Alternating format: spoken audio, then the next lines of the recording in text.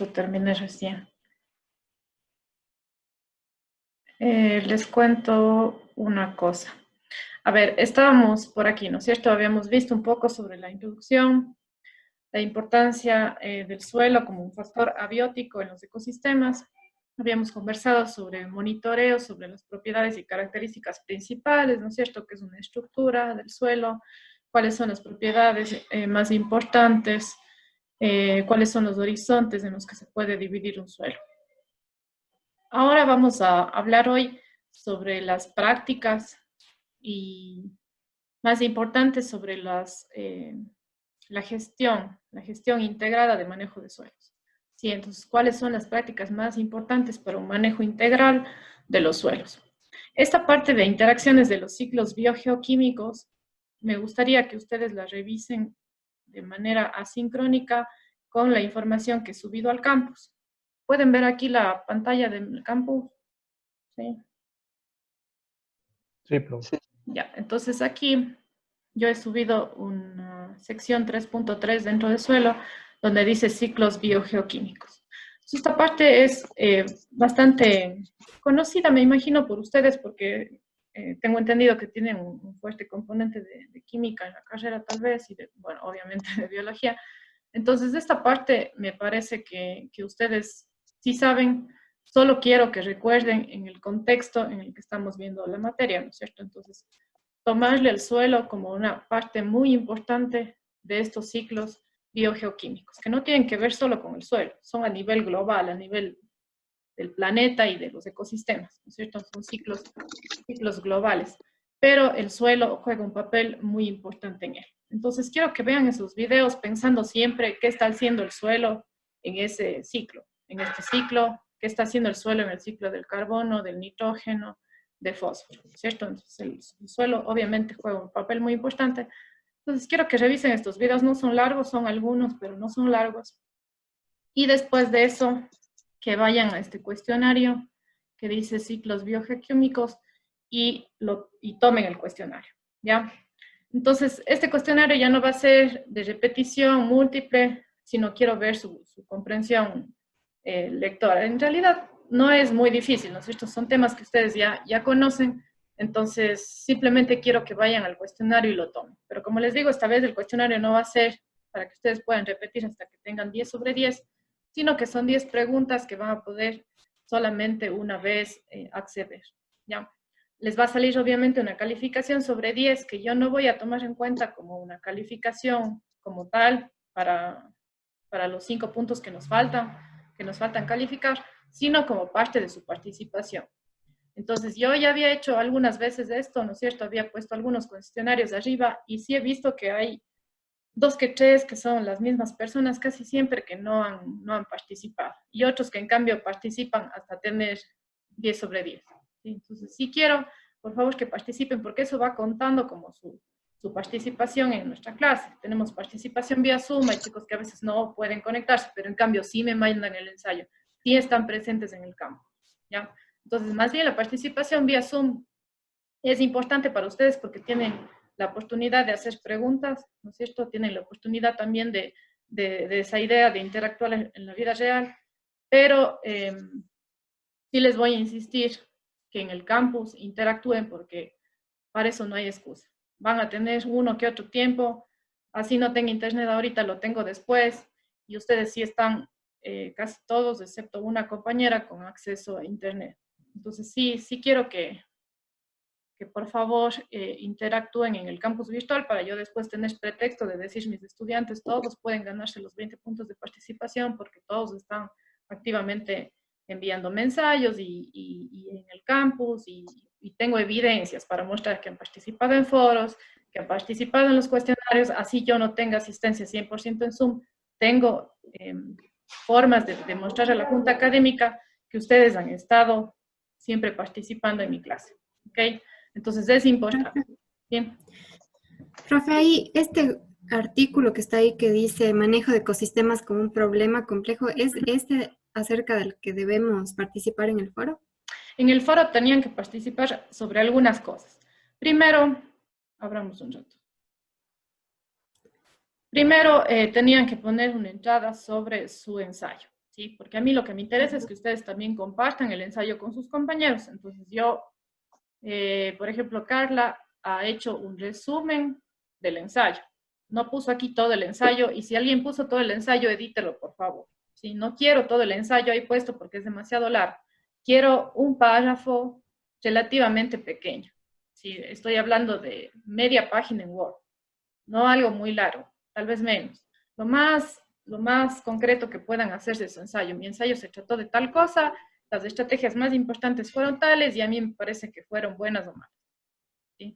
Algo súper corto. Entonces es la una parte de participar en el foro. La otra parte es leer lo que han participado sus compañeros, porque es importante para ustedes, ¿no? De esa forma no van a tener solo un caso de estudio, sino muchos. Entonces van, leen el caso de estudio, dicen, ah, qué interesante, y le comentan a su compañero, al menos un comentario que tengan sobre alguien de su clase. ¿Sí? Y la tercera parte es leer el artículo. Entonces, cuando leen el artículo, yo ya hice aquí un ingreso de, digamos que es como un resumen del artículo, ¿sí? Las cosas que a mí me parecieron más importantes del artículo, que deberían quedarse con eso. Y aquí también tienen que comentar. Aquí sí tienen que comentar todos, porque sí quiero que todos lean ese artículo y hagan algún comentario al respecto de lo que yo dije, o si no dicen, ah, profe, eso está en el artículo y usted no puso aquí. Entonces me pareció importante tal cosa. Son 3 formas de interactuar en ese foro, por eso es que he dejado el foro abierto todo junio. No tienen apuro de hacerlo hoy ni mañana, pero va a estar abierto todo junio ese foro. Profe, era primero es hacer el resumen de nuestro estudio de caso, ¿verdad? Sí. ¿Cuál era el segundo y el tercero? Se me cortó El un segundo es poquito. comentar con sus compañeros, o al menos hacer un comentario en alguno de las entradas que tienen sus compañeros. Es decir, leer todas. ¿Ya? Yo les recomendaría que lean todas, porque si van a ser cortas no me toma mucho tiempo. Y el tercero es comentar en la entrada que yo puse, que es acerca de este artículo. Ya, muchísimas. 3 formas de interacción. Ya, entonces les queda mañana, como no vamos a tener clase mañana, mañana lo que ustedes van a hacer es mantener una clase asincrónica, es decir, van a leer van a ver estos videos. Si es que algo no les queda claro, buscan en internet, ya saben, ¿no es cierto? De los videos sí quiero que vean a conciencia, son 7 minutitos cada video, pero a veces hay bastante información encapsulada ahí, sobre todo en los videos de estos de Harvard, que son un poquito más avanzados. Los otros son nivel básico, súper básico. Sí me gusta ponerles estos de Harvard, porque todos los videos que este profe de Harvard hace son orientados a explicar el cambio climático de una forma bastante científica, y es justamente el siguiente capítulo que vamos a ver. Por esas razones que yo les pongo esos videos de este profe. Y ya cuando vean todos los videos y hayan comprendido, entonces hacen este cuestionario, que no está difícil. Simplemente es para tener una evidencia de que ustedes siempre están participando en las cosas que yo hago en el campus. Ustedes saben que es una nota bien grande la que tienen por participación, son 20 puntos, ¿no es cierto? Entonces, por eso también. Profe, una consulta. ¿El cuestionario va a estar disponible desde qué horas o qué momento? Lo tenía, déjenme ver. Estaba pensando darles clase mañana y no hoy, entonces me parece que le puse con alguna restricción. Pero bueno, lo voy a abrir desde hoy noche, o bueno, desde que termine de dar clase me voy a anotar. Lo voy a abrir al cuestionario para que ya puedan utilizarlo, ¿ya? Y ese cuestionario va a estar disponible una semana, hasta la siguiente clase que nos veamos. Hasta el jueves de la siguiente clase, desde hoy. Ya. Porque sí tenía una restricción, no me acuerdo qué fecha le puse. Le voy a revisar. ¿Ya? ¿Alguna cosa más? Ya, profe, Bien. gracias. Entonces, esos serían los 4 temas que estamos tocando en esta parte de suelo, ¿no es cierto? Vamos a tocar esta parte hemos hablado sobre la importancia, hemos hablado sobre el monitoreo, ustedes van a revisar el suelo, qué tan importante es dentro de estas interacciones de ciclos biogeoquímicos que son básicos para el funcionamiento de los ecosistemas. Y hoy vamos a hablar un poquito sobre la gestión integral y sostenible del suelo. ¿ya? Entonces, siempre que vean GSS, me estoy refiriendo a esto de gestión sostenible del suelo. ¿Qué es esto? ¿Cuál sería el concepto general? Este concepto es dado por la FAO, ¿no es cierto? Y dice, la gestión de suelos es sostenible si es que se mantienen o mejoran los servicios de apoyo, suministro, regulación, culturales que proporcionan los suelos, sin afectar las funciones del suelo que hacen posibles esos servicios. Ya habíamos hablado nosotros de los servicios ecosistémicos, entonces aquí simplemente están desagregando todos los servicios ecosistémicos que tengo, ¿no es cierto? Apoyo, suministro, regulación, cultural. Entonces dice que una gestión apropiada, una gestión integral, es mantener esos servicios, todos los servicios ecosistémicos, sin afectar las funciones del suelo. Entonces yo no puedo, habíamos dicho también en la clase de servicios ecosistémicos, yo no puedo decir, bueno, de este ecosistema me voy a servir con tal servicio ecosistémico, qué sé yo, de aprovechamiento. Voy a necesitar cosechar cereales, me invento.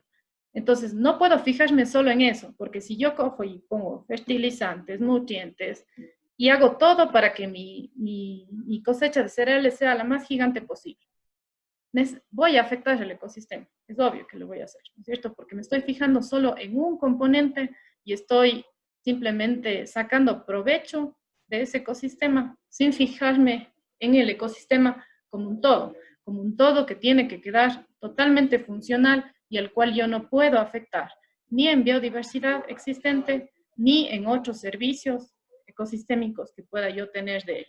Porque existen servicios de regulación, existen servicios que no necesariamente me dan un rédito económico instantáneo, ¿no es cierto? Pero que sirven para que para que yo pueda obtener otros servicios y para mantener ese ecosistema vivo, para que eso sea sostenible. ¿Ya? Entonces tengo que ver, esa es la gestión integral siempre. Siempre que hablamos de integral es fijarnos en todas las cosas, en todo lo que está sucediendo en un medio y no afectarlo. ¿Ya? Entonces dice, es materia de especial preocupación ese equilibrio justamente de lo que estamos hablando entre todos los servicios, ¿sí? Estos son todos los servicios ecosistémicos. Entonces es materia de especial preocupación el equilibrio entre esos servicios que el suelo proporciona para la calidad y disponibilidad también de agua y para la composición de los gases atmosféricos de efecto invernadero. Entonces también tengo que tener en cuenta que mientras yo estoy obteniendo un servicio, no esté emanando gases que sean de efecto invernadero. Bien, entonces, ¿cuáles serían las principales directrices para esta gestión sostenible? Entonces, hay ciertos ítems, aquí tenemos 10 puntos en los que debemos fijarnos para que exista una gestión sostenible. Estos puntos están entrelazados, ¿sí? Entonces, prácticas que me ayudan, por ejemplo, a fomentar el equilibrio de los ciclos de los nutrientes, esas mismas prácticas me ayudan a reducir al mínimo la erosión, ¿sí? Entonces hay muchas prácticas que me pueden ayudar a varias cosas, porque no son elementos separados, son elementos que dan bienestar y que dan sostenibilidad y que mantienen la biodiversidad y que mantienen el equilibrio en los ecosistemas. Como todos estos hacen eso, entonces hay muchas prácticas que ayudan a muchos de estos. Entonces, ustedes van a ver en las siguientes diapositivas donde vamos a poner algunos ejemplos de prácticas para cada uno que se repiten, ¿no es cierto? Se repiten las prácticas porque estas prácticas me sirven para más de una cosa. Erosión, habíamos visto un poquito la clase pasada. La erosión por el agua y el viento es la amenaza más importante para los suelos a nivel mundial. Yo ya les había dicho en la clase pasada que esto de la erosión es como que el impacto, uno de los impactos más fuertes, más comunes, más dañinos que tenemos cuando hablamos de suelos. Dos tipos de erosión más importantes es la erosión que es producida por el agua y la erosión que es producida por el viento, ¿no es cierto? Entonces, ¿qué prácticas podríamos tener para evitar esto, para reducir al mínimo la erosión? Primero, evitar el cambio de uso del suelo, obvio, ¿verdad?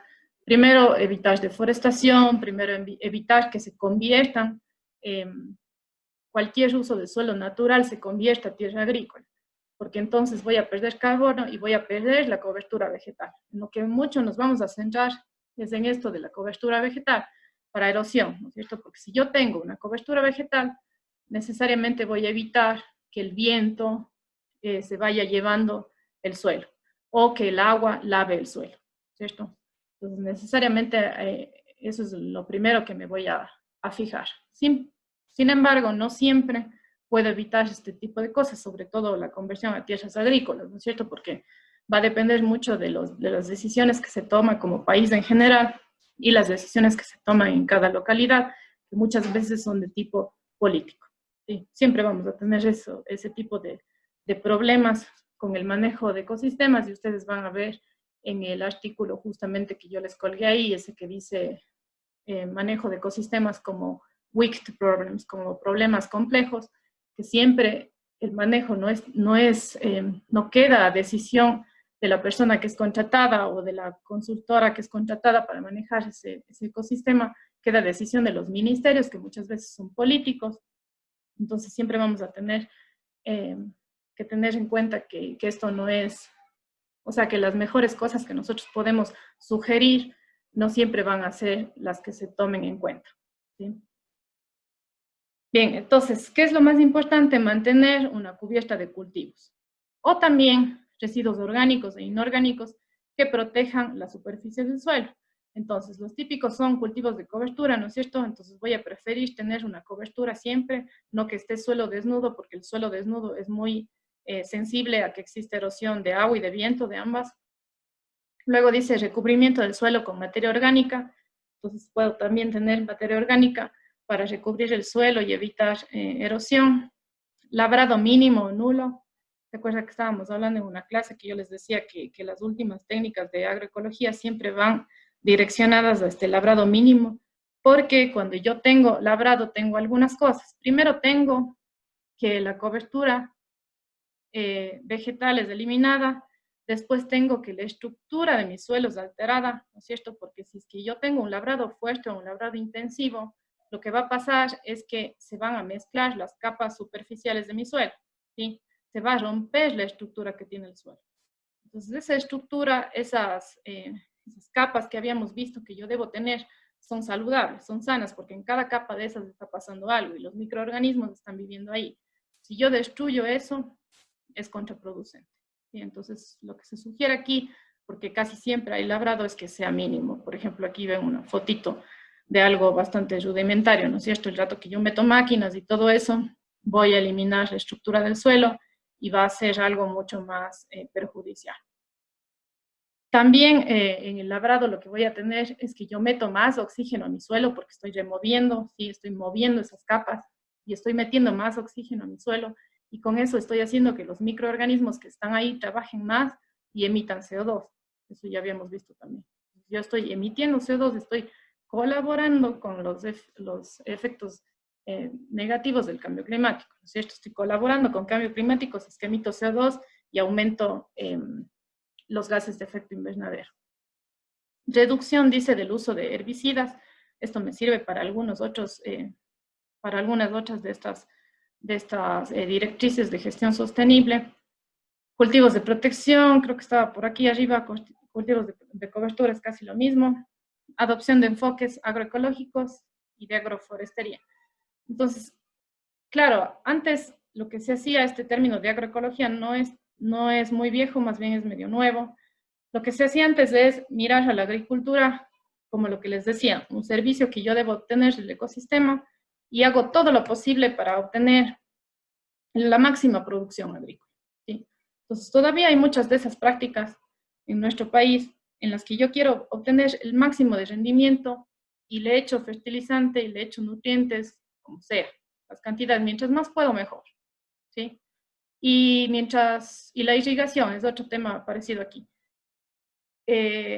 Digo que está seca la tierra al ojo, digo que está seca, y le pongo todo el agua que pueda, ¿ya? Entonces, ¿qué estoy haciendo?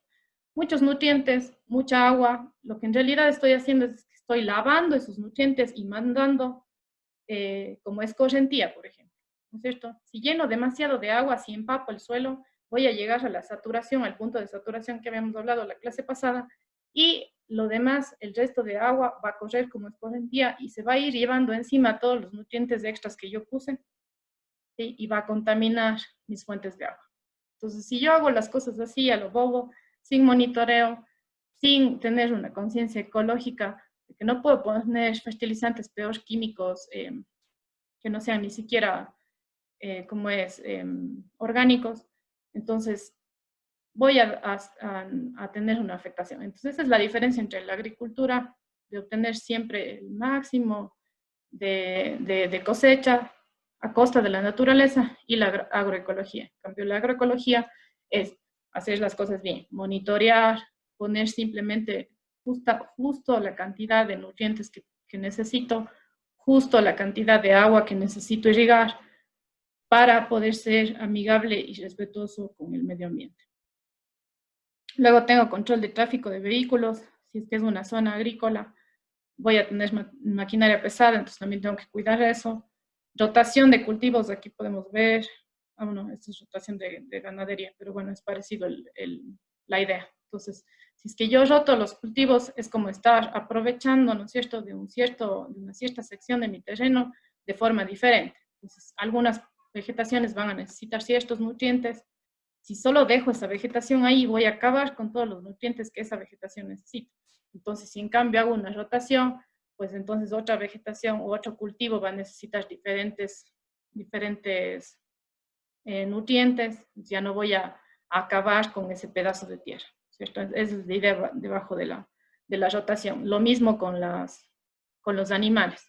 Si es que yo tengo ganadería, etcétera, y hago rotación de pastoreo, entonces también voy a tener que voy a evitar que se dañe completamente ese suelo y esa sección de suelo. Bien, otra cosa que es súper importante, otras prácticas súper importantes en esto de reducir la erosión, es que yo voy a tener, por ejemplo, y eso en nuestros ecosistemas es totalmente común, ¿no es cierto?, este tipo de laderas. Si yo tengo suelo desnudo primero ahí, terrible, porque la erosión por viento y agua va a ser grandísima. Entonces, lo que podría hacer yo es ponerle cultivos o vegetación, ¿no es cierto? Aparte de ponerle vegetación, también puedo hacer este tipo de terrazas.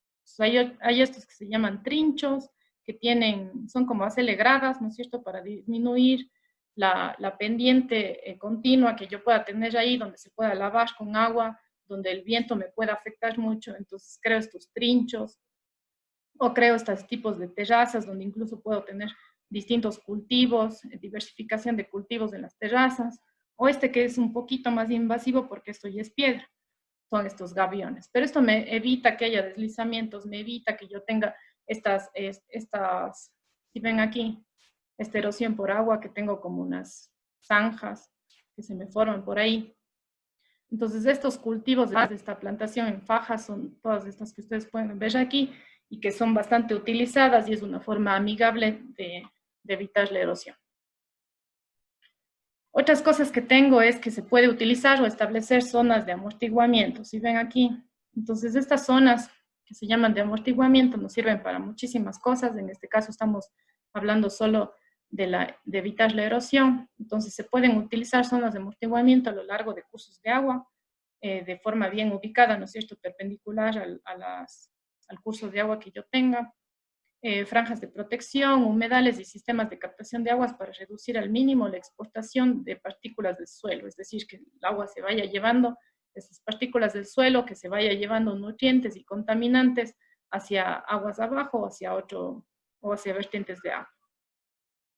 ¿Qué más? Reducirse al mínimo o mitigar la erosión por el viento y también tormentas de polvo mediante cortinas cortavientos, se llama. Cortinas cortavientos de vegetación. Entonces, como ustedes pueden ver aquí, son como cercas de vegetación. Yo pongo vegetación un poco más alta y con eso evito que el viento me pegue directamente hacia mi suelo. También esto está con una cobertura de vegetación, ¿cierto? Bien, eso es con respecto a la erosión. Con respecto a incrementar el contenido de materia orgánica en el suelo, que es también muy importante, tenemos algunas otras prácticas. Por ejemplo, incrementar la producción de biomasa mediante la mayor disponibilidad de agua para las plantas. Entonces voy a tener riego, pero no un riego que sea demasiado intensivo, sino por microaspersores, ¿cierto? Entonces yo tengo por goteo o tengo por microaspersores, es decir, no voy a echarle agua con una fuerza tal que me remueva el suelo, ¿sí? Sino que voy a poner goteo, aspersores. Programar el riego, obviamente, para que la cantidad sea la justa. Controlar la humedad del suelo, habíamos visto muchísimos sensores con los que puedo hacer esto. Evitar el uso, eficiencia en el uso del agua, esto ya habíamos conversado también. Proteger los suelos ricos en carbono orgánico, ¿no es cierto? Entonces hay algunos suelos que son ricos ya en carbono orgánico y debería evitar que se altere su estructura. Agricultura orgánica, todo esto ya habíamos conversado un poquito. Gestión integrada de la fertilidad y el manejo integrado de plagas, ¿no es cierto? Eso significa fijarse en el suelo como un todo, ¿sí? Abono animal u otros desechos ricos en orgánico. Bien, entonces obviamente voy a evitar incendios, ¿no es cierto? Pero en caso de ser incendios naturales voy a procurar el restablecimiento de la vegetación, uso óptimo de todas las fuentes de insumos orgánicos, como el abono animal, los residuos originados por el hombre, tras el correspondiente tratamiento. Entonces muchas veces lo que se hace es utilizar residuos que puedan servir de abono, pero yo tengo que estar segura de dónde vienen esos residuos, tengo que asegurarme muy bien si es que contienen, por ejemplo, patógenos o cosas que puedan ser dañinas. Entonces no puedo poner abono por poner, tengo que fijarme bien de qué composición tiene eso. Utilización de compost para proporcionar al suelo cobertura permanente. Reducir los índices de decomposición de la materia orgánica mediante la labranza mínima o nula, esto también ya habíamos hablado, y sin incrementar herbicidas, ¿no es cierto? Entonces, todas las sustancias que sean químicas, tóxicas, que no pertenezcan a mi ambiente, las voy a evitar al máximo. Hay formas, existen ya algunos compuestos que son muy naturales, después vamos a ver un poquito de eso. Llevar a cabo rotación de cultivos, también habíamos hablado, plantaciones de leguminosas. Entonces, como ven, muchas de las prácticas que ya nos evitaban la erosión también nos sirven para esto, para incrementar el contenido de materia orgánica en el suelo. Otro punto en el que tengo que tener en cuenta es que voy a fomentar el equilibrio y los ciclos de los nutrientes del suelo. Entonces, yo tengo aquí un balance, tengo un equilibrio en los ciclos de nutrientes y no podría romper eso. Mejorar la materia orgánica en el suelo me sirve también para esto, el punto anterior. Optimizar el uso de nutrientes mediante la adopción de medidas como, por ejemplo, aplicación equilibrada y adaptada al contexto de sustancias orgánicas e inorgánicas en el suelo. Entonces, dependiendo del suelo que yo tenga, le voy a poner cualquier nutriente, ¿no es cierto? Si es que yo tengo ya riqueza de nutrientes en el suelo, no es necesario. O sea, muchas veces se utiliza, se dice, no, es que necesito abonar, necesito poner nutrientes, humus, bla, bla, bla. Y están ya sobre un suelo rico. Entonces, estoy excediendo, es otra vez el mismo tema, excedo la cantidad de nutrientes o me excedo en la cantidad de agua que pongo en el suelo y cometo errores muy perjudiciales para mi ecosistema. Existen muchos productos innovadores. ¿Ya? Entonces, existen fertilizantes de liberación lenta, de liberación controlada, puedo hacer reciclaje, puedo reutilizar nutrientes. Existen prácticas muy innovadoras que, bueno, no vamos a hablar aquí porque no es nuestro tema, pero si es que vamos a trabajar en manejo de suelos, tengo que investigar muy bien sobre estas prácticas diferentes y nuevas y amigables con el ambiente. Los métodos, tipos, dosis y periodos de aplicación de fertilizantes tienen que ser apropiados. Otra vez con lo mismo, es algo muy importante. Debería basarse en el análisis de suelos y plantas y ser una iniciativa a largo plazo y no a corto plazo. Entonces, también eso tengo que darme cuenta, que si voy a hacer algo, no tiene que ser para resolver un problema inmediato, ¿sí? Entonces, si es que yo quiero resolver un problema inmediato, podría aplicar demasiada dosis, podría aplicar un tipo que que me esté dañando mi suelo a la larga, ¿sí? Entonces tengo que pensar también en el largo plazo y no solamente en lo que necesito ahorita. Entonces existen biofertilizantes, ¿no es cierto? Existen cosas que son no necesariamente químicas. Por ejemplo, miren esto, mezclar ají con ajo y alcohol. Entonces son cosas que no me van a dañar mi ecosistema y que me van a servir.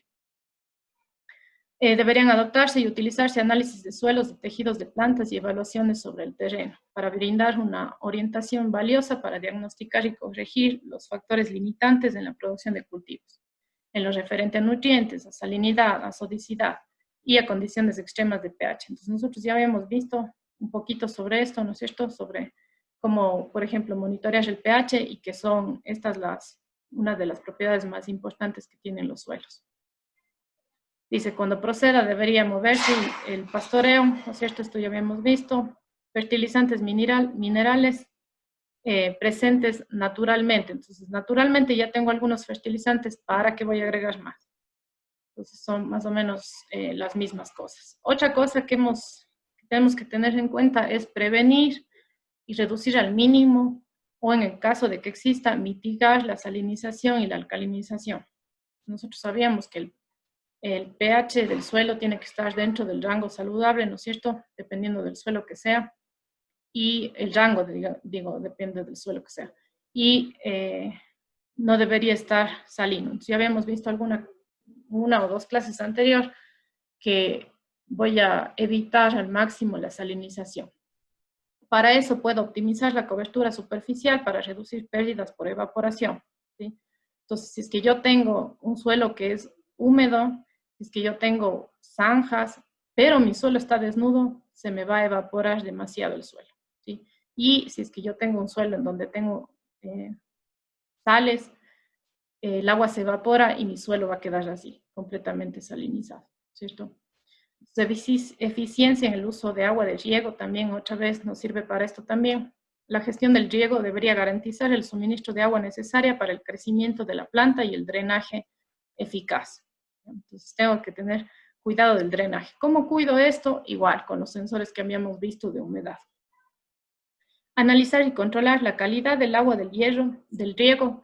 Si es que yo tengo agua, estoy regando con agua salina, pues obviamente voy a tener estos problemas de salinización, ¿no es cierto? Si es posible, o en la medida de lo posible, voy a utilizar agua que no sea salina o desalinizar primero. Si ya existe una degradación demasiado grande, es que ya no puedo utilizar todas estas medidas preventivas, entonces se puede recuperar los suelos con lixiviación, con plantación de variedades tolerantes a la sal, domesticación de algunas especies nativas que se pueden utilizar en sistemas agrícolas, mejora de los productos químicos y uso de enmiendas orgánicas. Ya. Sí hay también algunas técnicas, no podemos ahondar nosotros en ese tema porque es un poco más de ingenieros agrónomos, ¿no es cierto? Pero tenemos que tener en mente que existen formas de hacer. Yo no quiero que sean ingenieros agrónomos solo con una clase, para nada, pero que tengan en mente que yo puedo preguntarle a un ingeniero agrónomo porque existen formas de hacerlo. ¿Sí? Entonces tengo que simplemente tener eso en mente. Bien, ¿qué más? Prevenir, esto es demasiado obvio, prevenir y reducir al mínimo la contaminación. Si yo ya sé que existen algunos contaminantes por ahí, tengo que saber cómo evitar que se contamine más, ¿sí? Tengo que saber que si yo voy a poner demasiada agua en esos suelos donde ya existe un tipo de contaminación, voy a esparcir esa contaminación a todos lados, ¿ya? Entonces tengo que tratar con mucho cuidado cuando existen algunas fuentes de contaminación. Esto principalmente se basa en que deben existir, y de hecho existen, reglamentos nacionales e internacionales que limitan la acumulación de contaminantes. Entonces, yo puedo monitorear, lo que siempre les digo yo es monitorear, ¿no es cierto? Siempre estoy hablando, monitorea. Es la única forma en la que nos podemos dar cuenta de que existe contaminación. ¿Cómo más nos podemos dar cuenta? Bueno, primero, si es que, por ejemplo, estoy cerca de una mina o cualquier cosa así, obviamente va a existir el peligro, ¿no es cierto? Pero entonces, con el monitoreo puedo cuantificar cuánto de contaminación puedo tener y siempre tengo que fijarme en los reglamentos. En realidad, yo no soy experta en esto, pero he escuchado a expertos que se quejan mucho de los reglamentos que nosotros tenemos aquí a nivel nacional, porque a veces no tienen sentido con el tipo de geología o de suelos que nosotros tenemos. Por ejemplo, hay contaminantes que son de tipo natural, ¿cierto? Y hay contaminantes que son de tipo agregado por prácticas que hacemos los humanos, ¿sí? Entonces he oído que se quejan mucho de que los reglamentos no están para nada adaptados al país ni adaptados a la región, ¿sí? Entonces, pueden existir contaminantes naturales que estén alterando, que estén sobre los reglamentos que se pueden, pero no es culpa, digamos, de los humanos. Y por otro lado, en cambio, hay otros como es, indicadores en los que sí deberían ser más estrictos los reglamentos y no lo son. ¿Ya? Entonces eso también es algo que a nivel nacional, digamos, tenemos un poco de problemas en estos reglamentos que existen. A nivel local, se deberían establecer niveles de referencia y a continuación analizar, vigilar y evaluar los niveles de contaminantes. Entonces, cuando tenemos problemas de contaminantes, lo que deberíamos hacer es tener un estudio completo de cuáles son los aportes naturales que yo puedo tener en ese ecosistema por efectos de geología, por ejemplo, y cuáles son los aportes artificiales. Y de acuerdo a eso, analizar mis datos que yo esté monitoreando, ¿no es cierto?, de contaminantes. Entonces, debería ser, otra vez, un manejo integral de la situación, ¿cierto? Muy bien pensado y no simplemente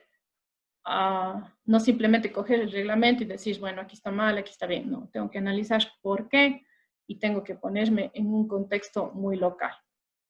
Determinar los suelos que son más vulnerables a los efectos nocivos de la dispersión de contaminantes. Informarme sobre los lugares de suelos contaminados. Debería estar disponible para el público, ¿no es cierto? Debería hacerse conocimiento público aquellos lugares en los que existe contaminación, porque entonces yo ya sé de dónde voy a partir, es que tengo que manejar algún ecosistema. Otra cosa bastante rapidita es prevenir y reducir al mínimo la acidificación del suelo. Entonces yo podría hacer un control. Existen, ya habíamos visto, unos sensores que yo pueda medir, ¿no es cierto?, el pH, y podría controlar la acidez del suelo y reducir al mínimo acidez superficial o subsuperficial mediante enmiendas adecuadas. Entonces hay algunas enmiendas que yo podría utilizar para controlar la acidez. Aplicaciones equilibradas de fertilizantes y enmiendas orgánicas y uso apropiado de fertilizantes acidificantes. Entonces hay formas orgánicas de hacerlo, no necesariamente necesito químicos fuertes ni que perjudiquen a los microorganismos que están ahí. Después, algo que ustedes están muy familiarizados y que obviamente están concientizados al respecto, que es preservar y mejorar la biodiversidad del suelo. Sin toda la biodiversidad que existe en el suelo, yo no tengo servicios ecosistémicos, ¿cierto? Yo no puedo tener servicios ecosistémicos si es que no tengo una biodiversidad equilibrada y suficiente. Entonces, se deberían hacer programas de vigilancia de esa biodiversidad, se debería mantener o mejorar los niveles de materia orgánica del suelo, esto ya habíamos visto antes. La autorización y el uso de plaguicidas en los sistemas agrícolas debería basarse en las recomendaciones formuladas por códigos internacionales y nacionales. Debería alentarse al manejo integrado o orgánico de plagas. Otra vez, entonces, formas orgánicas, formas respetuosas con el ecosistema. Fomentarse la utilización de especies leguminosas que filtran el nitrógeno. Entonces, existen muchísimas prácticas, aquí simplemente están puestas algunas, existen muchísimas prácticas de hacerlo de manera orgánica. Restaurar la biodiversidad de las plantas en los ecosistemas, promover en las explotaciones agrícolas la rotación intercalada de cultivos, y hablamos también, cualquier cambio en el uso de la tierra en zonas de alta biodiversidad debería estar sujeto a una planificación del uso de la tierra. ¿Sí? Esto también es sumamente importante. Si yo voy a hacer cambios en el uso de la tierra, eso debería estar bajo una planificación de uso. ¿Sí? Entonces, todos los a nivel local, a nivel nacional, deberían existir planificaciones de uso de tierra, porque justamente el cambio de uso es el que me puede traer muchísimos problemas de cambios en el balance de mi ecosistema. Otro punto importante es reducir al mínimo el sellado, ¿cierto? Aquí tenemos un ejemplo chiquito, no sé si puedo hacer más grande, de sellado de suelo. Entonces, tener en cuenta políticas y leyes en vigor pertinentes. Cuando el objetivo de las políticas y leyes sea reducir al mínimo la conversión de tierras, es decir, el cambio de uso de suelo, debería aplicarse ciertas medidas como de fomentar la densificación y la reutilización de zonas urbanas. ¿Cuándo voy a tener sellado de suelo o compactación de suelo? Cuando yo quiero cambiar el uso del suelo de natural o de agrícola hacia construcción de infraestructuras, ¿sí? Esto tiene que ver con lo que acabamos de decir de cambios de uso en el suelo. Debería ser una planificación integrada. Los suelos con importantes servicios ecosistémicos que incluyen grandes existencias de carbono en el suelo o una elevada biodiversidad o una alta aptitud agrícola deberían protegerse de la conversión de tierras para asentamientos de infraestructuras. ¿Sí? Entonces esto debería ser una política en realidad local o nacional de que si yo tengo un suelo que es muy rico en nutrientes, debería aplicarlo para cultivos, ¿no es cierto? Para que yo no coja y quiera cultivar o quiera hacer agricultura en un suelo que no tiene nutrientes. No, pues debo aprovechar los suelos que son ricos en nutrientes y esos suelos más bien no destinarlos hacia infraestructuras o asentamientos humanos. Entonces eso tiene que ver ya con políticas un poco más generales. Esto es parecido al anterior, prevenir y reducir la compactación. ¿Cuándo necesitamos compactación de suelos? Cuando vamos a hacer zonas de infraestructura, ¿sí? Entonces, así vayamos a hacer zonas de infraestructura, hay ciertas prácticas que yo puedo tener en cuenta, como evitar el deterioro de la estructura del suelo, ¿ya?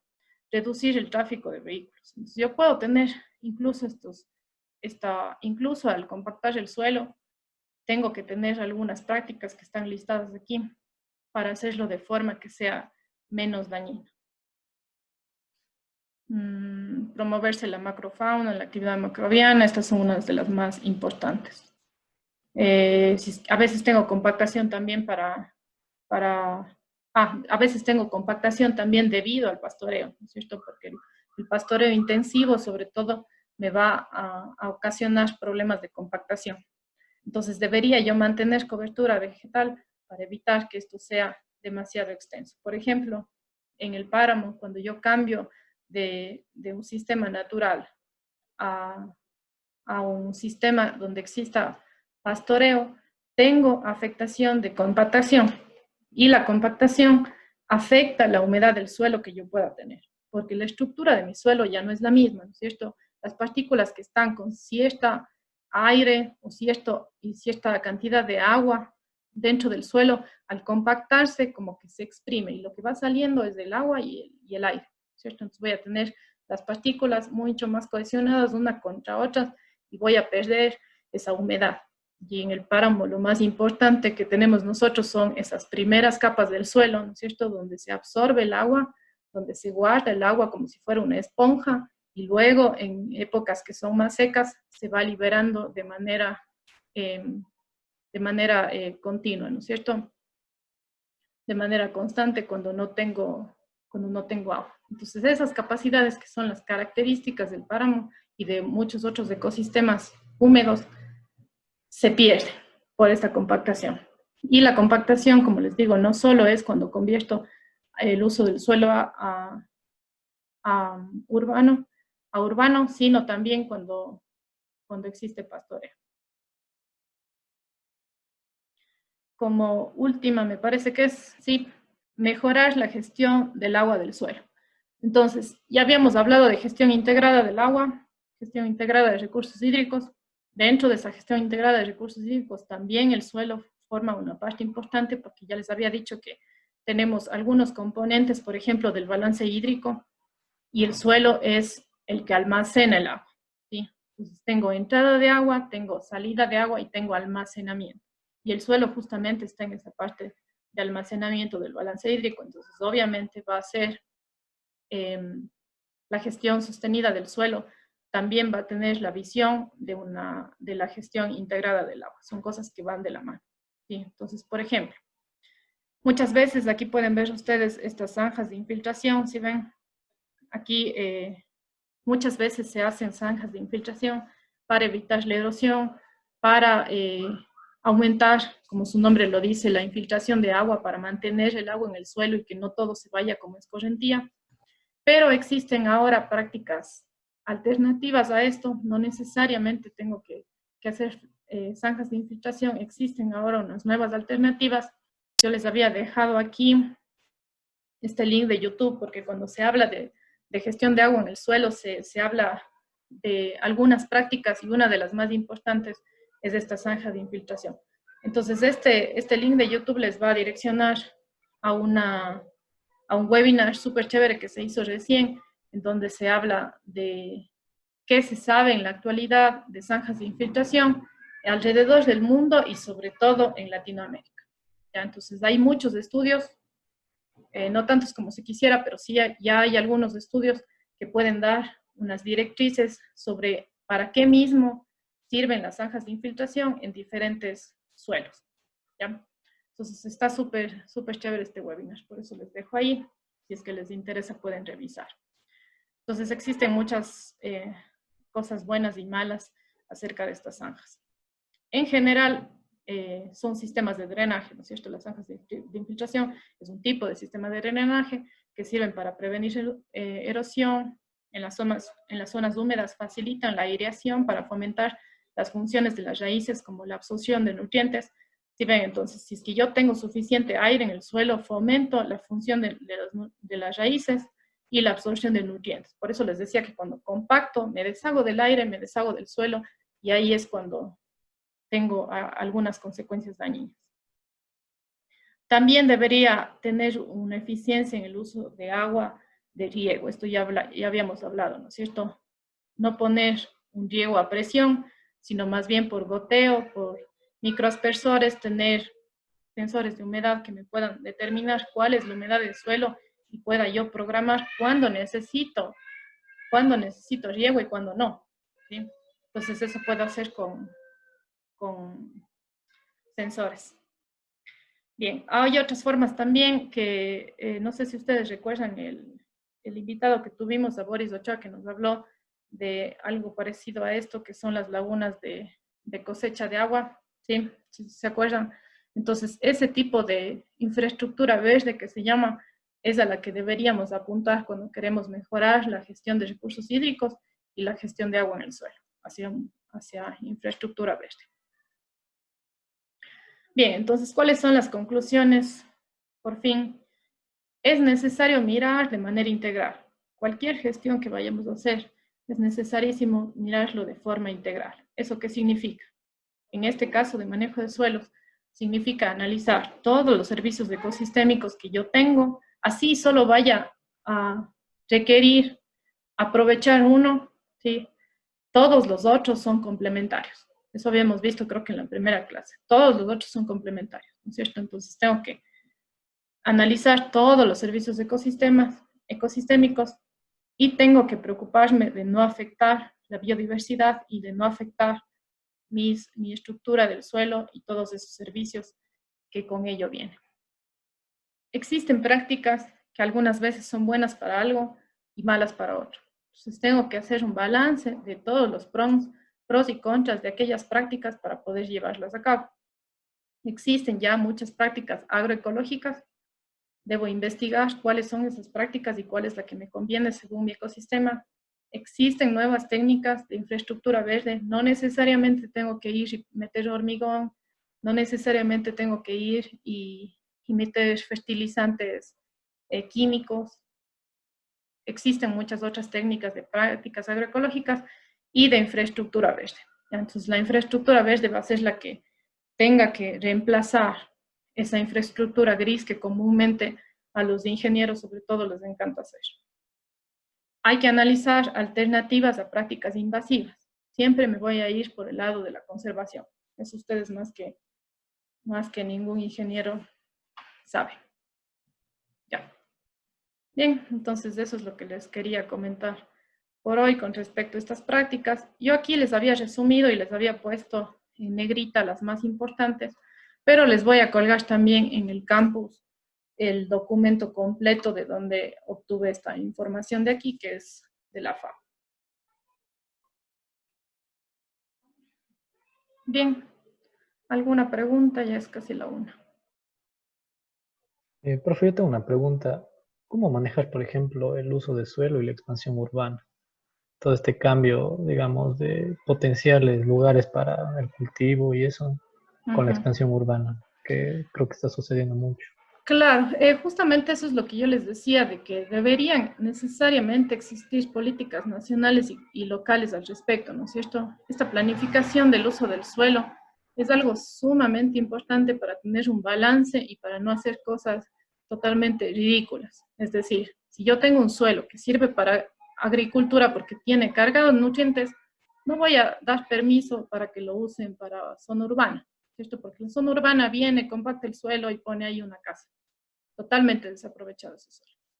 Justamente esos son lineamientos que deberían ir desde ministerios y desde planificación local y nacional. Necesariamente tiene que ser así. Porque si uno deja que las personas elijan, obviamente no van a tener criterios de cómo hacerlo. Pero es completamente pertinente. Sí, es totalmente pertinente eso, porque justamente estamos desaprovechando muchísimo las bondades que podemos tener, sobre todo en nuestros ecosistemas que tienen suelos tan productivos. O suelos que son altamente diversos, eso es algo que también nosotros tenemos extensísima diversidad. Entonces, obviamente esas zonas altamente biodiversas las tenemos que dedicar a la conservación. Pero claro, eso es lo que se debe hacer versus lo que en realidad hacen los políticos y los que manejan.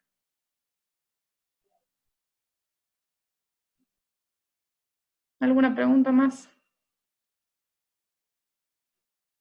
Bueno, la intención entonces era como una guía general, ¿no es cierto? Porque ya les digo, esto es, si nos adentramos en esto, es de ingenieros agrónomos más que nada, pero la idea es darles una visión general para que luego ustedes, obviamente, cuando trabajen en manejo de ecosistemas, no lo van a hacer solos o no lo van a hacer solo entre biólogos, siempre van a trabajar en equipos, entonces uno tiene que saber qué esperar de los demás, ¿cierto? ¿Qué esperar que haga el ingeniero civil o agrónomo? ¿Qué puedo esperar que él me pueda ayudar o qué información podría obtener de él o decirle, no, es que necesariamente tenemos que buscar prácticas agroecológicas, necesariamente debemos buscar alternativas de infraestructura verde porque las hay, ¿sí? Solo que muchas veces la gente, incluso los profesionales, desconocen de este tipo de cosas y por eso es que también no se ponen en práctica. Pero hacia allá es donde estamos yendo, incluso en la educación. Por ejemplo, en la carrera de ambiental, justamente estamos intentando proveer a los estudiantes de todas estas herramientas de infraestructura verde para que no sean, si bien nuestra carrera de ambiental, por ejemplo, está bastante dirigida a civil y a construcción, existen alternativas de la construcción, existen muchas alternativas, entonces a eso también se debería dirigir. Entonces ustedes también obviamente saben que siempre el primer paso va a ser la conservación, y si es que no hay cómo, pues deberíamos ser lo más amigables con el ambiente